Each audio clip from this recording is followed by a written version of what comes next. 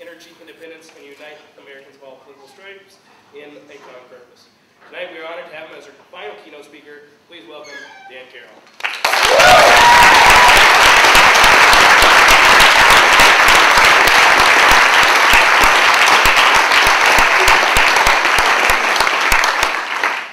After all the amazing speakers and videos and I got paper here, I think I need to probably call my agent.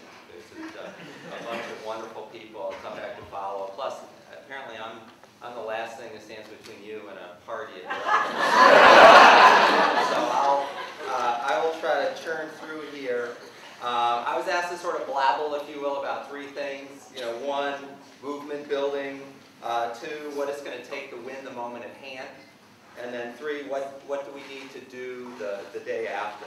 And I want to echo the comment that Bernadette made about just how humbled I am by the work of this group.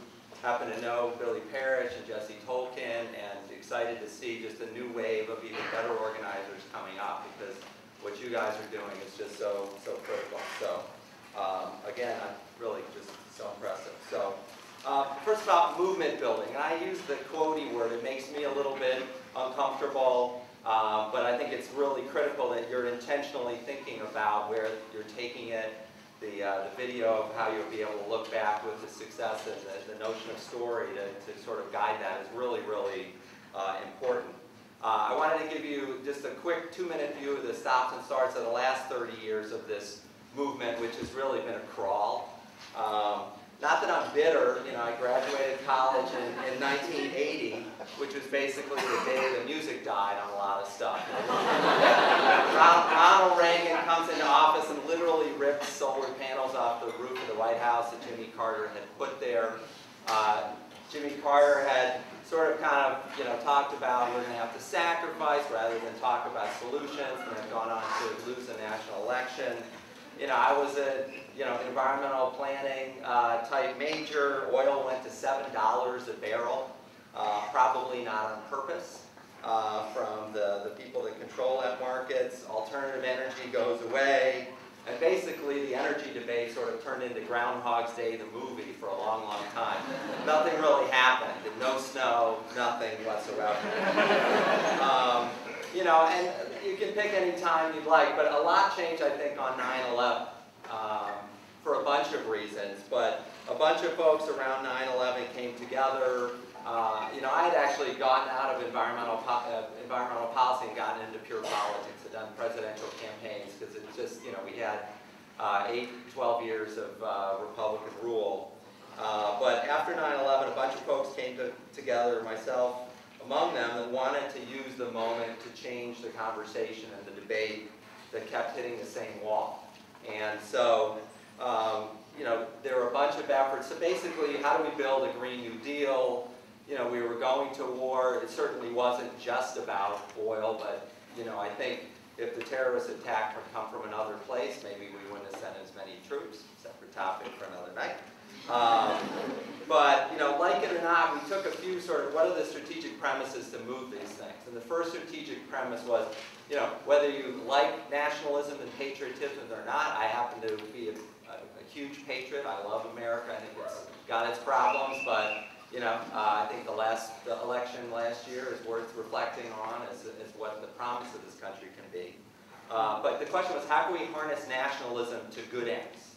Okay, and so the notion of energy independence, the inspiration of the graphics that you use, and things like that. Let's talk solutions. Let's talk optimism. So that was premise number one.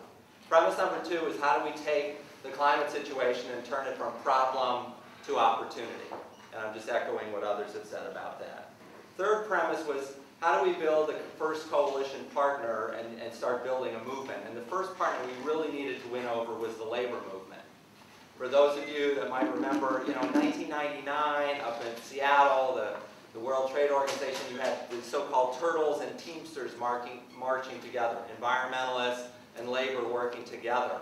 When George Bush came into office, sort of a wedge had been driven between it, and year after year, the energy debate had stalled over the issue of drilling and the Arctic National Wildlife Refuge. And our ability over time, and it took a long time, it's been a lesson in applications to get labor leaders to see that those wind turbines are made out of steel.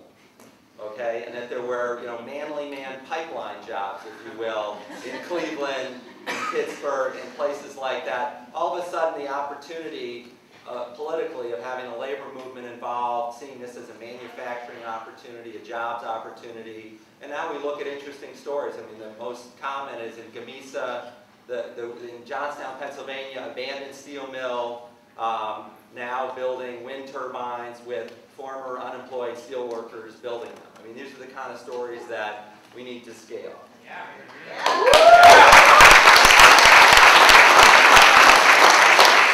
The next big piece, youth, how we can get communities of color involved, the work of folks like Van Jones and Billy Parrish to really kind of build what we call, we have the labor pillar, we have the environment pillar, the community pillar, all these communities that needed to make their voice known and to have their voice at the economic table around this opportunity. Next key piece, and the work that you guys and so many others do is just so critical to making that noise happen. Then the fourth pillar really was business, okay? Right now, and I'll get into this a little bit around the debate, right now we have, for years, have had sort of the Chamber of Commerce basically saying that, we shouldn't do anything about energy and climate. It will cost us economically. Okay, so a lot of what I've spent my time on this year is to get the faces of the clean economy, entrepreneurs of all kinds of stripes, wind, solar, efficiency, go down the line, and have those people be more politically active. Typically, entrepreneurs want to do it themselves and don't really want to spend time lobbying the weenies in Washington, if you will. So getting them more involved, and we basically have split the brand of the Chamber of Commerce, and we're now seeing a number of companies, Nike in Oregon among them, that have pulled out of the chamber and basically say, these folks don't split for me.